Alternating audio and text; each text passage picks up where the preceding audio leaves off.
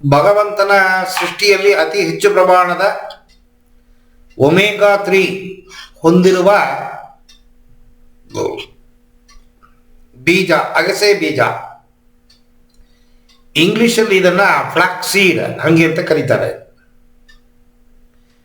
ನಾನು ನಿಮಗೆ ಆವಾಗಲೇ ಹೇಳಿದಂಗೆ ಈ ಒಮೆಗಾ 3 ನಮ್ಮ ಮೆದುಳಲ್ಲಿರುವ 3 ಗ್ರಂಥಿಗಳು, ಹಿಪೋಥಾಲಮಸ್, ಪೀನಿಯಲ್, ಪಿಟ್ಯೂಟರಿ, ಇವುಗಳು ಸರಿಯಾಗಿ ಕೆಲಸ ಮಾಡೋದಕ್ಕೆ ಬೇಕಾಗಿರುವ ಕೆಮಿಕಲ್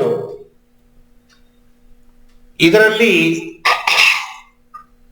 ನಿಮ್ಮ ಮನಸ್ಸು ಸರಿಯಾಗಿ ಕೆಲಸ ಮಾಡೋದಕ್ಕೆ ಬೇಕಾಗಿರುವ ವಿಚಾರಗಳು ಹೆಚ್ಚು ಪ್ರಮಾಣದಲ್ಲಿ ಇದೆ. ಇದು ಸಾಧಾರಣವಾಗಿ ಆರೋಗ್ಯವನ್ನು ಕಾಪಾಡಿಕೊಳ್ಳಕ್ಕೆ ದಿನನಿತ್ಯದಲ್ಲಿ ಇದನ್ನ ಎಲ್ಲರೂ ಇದನ್ನ ಬಳಸಕ್ಕೆ ಶುರು ಮಾಡಿಬಿಟ್ಟಿದ್ದಾರೆ. ಮೊದಲು ಫ್ಲಾಕ್ಸೀಡ್ ಬಗ್ಗೆ ಅಷ್ಟೊಂದು ಮಾಹಿತಿ ಯಾರಿಗೂ ಗೊತ್ತಿಲ್ಲ. ಇದು ಜನರಲ್ ಆಗಿ ಆರೋಗ್ಯವನ್ನು ಕಾಪಾಡೋದಕ್ಕೆ ಉಪಯೋಗಿಸಲ್ಪಡುವ ಒಂದು ಬೀಜ. ನಮ್ಮ ನಾರ್ತ್ ಕರ್ನಾಟಕದಲ್ಲಿ ದಿನನಿತ್ಯ ಬಳಕೆಯಾಗಿ ಇದನ್ನು ಬಳಸ್ತಾರೆ. ಚಟ್ನಿ ಪುಡಿ ಮತ್ತೆ ಅವರು ಏನು ಆಹಾರಗಳು ಪ್ರಿಪೇರ್ ಮಾಡ್ತಾರೆ ಅದರಲ್ಲಿ ಈ ಫ್ಲಾಕ್ಸೀಡ್ ದಿನನಿತ್ಯ ಉಪಯೋಗಿಸ್ತಾರೆ. ಫ್ಲಾಕ್ಸೀಡು ಡೈರೆಕ್ಟ್ ಆಗಿ ಹಾಗೆ ಕನ್ಸ್ಯೂಮ್ ಮಾಡೋಕ್ಕಾಗೋದಿಲ್ಲ. ಇದು ಲೋಳೆ, ಇದನ್ನ ಹುರಿದು ಪುಡಿ ಮಾಡಿ ತಿಂದರೆ ಮಾತ್ರ ತಿನ್ನಕ್ಕೆ ಸಾಧ್ಯ. ಇದರಲ್ಲಿ ಫೈಬರ್ ಕಂಟೆಂಟ್ ಜಾಸ್ತಿ ಇದೆ. ಈ ಫ್ಲಾಕ್ಸೀಡ್ ಅನ್ನು ಉಪಯೋಗಿಸಬೇಕಾದ್ರೆ ಸಾಧಾರಣವಾಗಿ ನೀವು ನೀರು ತಗೋತೀರಾ ಅದಕ್ಕಿಂತ ಹೆಚ್ಚು ಪ್ರಮಾಣದಲ್ಲಿ ನೀರನ್ನು ತಗೋಬೇಕು. ಕೆಲವರಿಗೆ ಫ್ಲಾಕ್ಸೀಡ್ ಹೊಂದ್ಕೊಳ್ಳಲ್ಲ.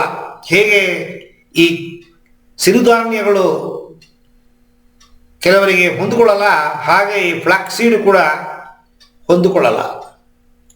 ಇದು ನೀವು ಟೆಸ್ಟ್ ಮಾಡಬೇಕು. ನಾನು ಏನು ಕ್ವಾಂಟಿಟಿ ತಗೋಬೇಕು ಅಂತ ಹೇಳ್ತೀನಿ ಅದನ್ನು 1 ದಿವಸ 2 ದಿವಸ 3 ದಿವಸ 1 ವಾರ ತಗೊಂಡು ಅದರಲ್ಲಿ ಏನಾದರೂ ತೊಂದರೆ ಬರುತ್ತೆ ಅಂತ ಗೊತ್ತಾದರೆ ನನಗೆ ನೀವು ರೆಫರ್ ಮಾಡಿದ್ರೆ ನಾನು ಅದನ್ನು ಹೇಗೆ ಉಪಯೋಗಿಸ್ಬೇಕು ಅಥವಾ ನಿಲ್ಲಿಸಬೇಕು ಅಂತ ಅನ್ನೋದನ್ನು ತಿಳಿಸ್ತೇನೆ. ಕಾನ್ಸ್ಟಿಪೇಷನ್ ಆಗೋ ಚಾನ್ಸಸ್ ಇದೆ. ಅದರಿಂದ ಇದು ಕಾನ್ಸ್ಟಿಪೇಷನ್ ಸಾಧಾರಣ ಯಾರಿಗೂ ಆಗೋದಿಲ್ಲ.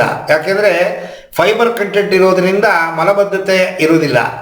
ಸರಳವಾಗಿ ನಿಮ್ಮ ಮಲಬದ್ಧತೆ ಇದ್ದರೂ ಕೂಡ ಅದನ್ನು ಸರಿ ಮಾಡುತ್ತೆ. ಫೈಬರ್ ಕಂಟೆಂಟ್ ಜಾಸ್ತಿ ಇದೆ ಇದರಲ್ಲಿ.